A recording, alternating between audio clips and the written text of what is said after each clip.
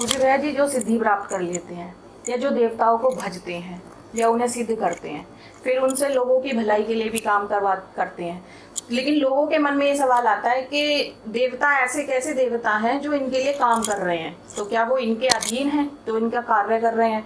तो इसके बारे में आप क्या कहना चाहते हैं? जी, जय शनिदेव। सबसे पहले तो बहुत देर हो गई, आप लोगों ने भी जय शनिदेव नहीं बोला होगा, फिर से बोल लीजिए जय शनिदेव।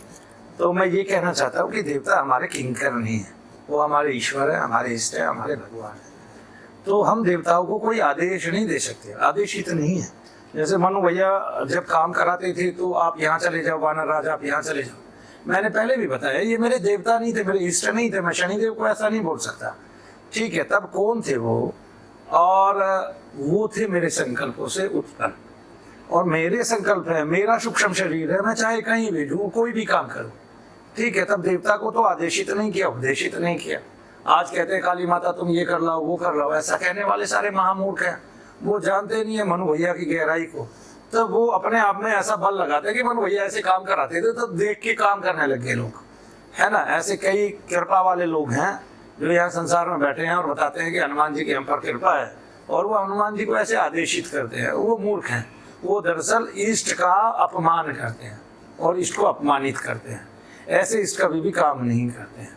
आप मंत्र को तो उपदेश दे सकते हैं, क्योंकि मंत्र जो है देवता की शक्ति है, और जो मंत्र देवता की शक्ति है वो आपने जपा है, भजा है, आप उस पर अधिकार रखते हैं और उससे आपने देवता को प्राप्त किया, तब देवता प्रसन्न हो गया, तब वो शक्ति आपके लिए कार्य करती है। और जो आपने कमाया है उस बल को आप कहीं भी खर्च कर सकते हैं, तब आप कहीं भी खर्च कीजिए, देवता मना थोड़ी ना कर रहे हैं। लेकिन आदेश तो मंत्र को भी नहीं दिया जा सकता, बस संदेश दिया जा सकता है, न्यास किया जा सकता है। उसको पूरे शरीर में वैधानिक रूप से देवता मानकर पूरे शरीर को न्यासित किया जाता है। तब मंत्र के जो बीज होते हैं वे अंगों में, उपांगों में, ठीक है, कोई अंगों में, गुप्तांगों में न्यासित किए जाते हैं, और तब जो है देवता के लिए उस मंत्र से हम कार्य करते हैं। तो जब हम मंत्र को आदेशित करते हैं, उपदेशित करते हैं, तब मंत्र वहीं जाके काम करता है। लेकिन मंत्र एक पल में काम करेगा, एक मिनट में काम करेगा, ऐसा नहीं है। दरअसल ये मूर्ख लोगों की करना है कि कोई आपको साथ के साथ ठीक कर दे। क्योंकि मैं तो ये कहता हूँ, आप तो साथ के साथ की बात करते हैं, प्रेतादिक के केस ठीक ही शनिधाम में होते हैं, आज तक कभी कहीं ठीक ही नहीं हुए। ये लोग ऐसे ही भटकते रहते हैं। जैसे मेरा भी एक शिष्य था, वो 16 साल बाद 2.5 साल में ठीक हुआ। अब वो जाके उसने अपना काम कर लिया, अब वो फिर बीमार है, अब वो फिर हाजिरी ले रहा है। ठीक है ना, क्यों? क्योंकि आपने जो है लगातार निरंतर खुद के लिए काम नहीं किया, आप दूसरों के काम में घुस गए। अपनी भक्ति कोई है नहीं, और आप वही फिर से वही तान, वही भोग देना आपने शुरू कर दिया, तो फिर आप कहाँ जाएंगे? ठीक है ना। तो ये पंजाब वाले तो वैसे भी इस तरह के भोग देते हैं किसी के भी कहने पे, क्योंकि पंजाब में इस तरह की क्रियाएं बहुत हो गई हैं।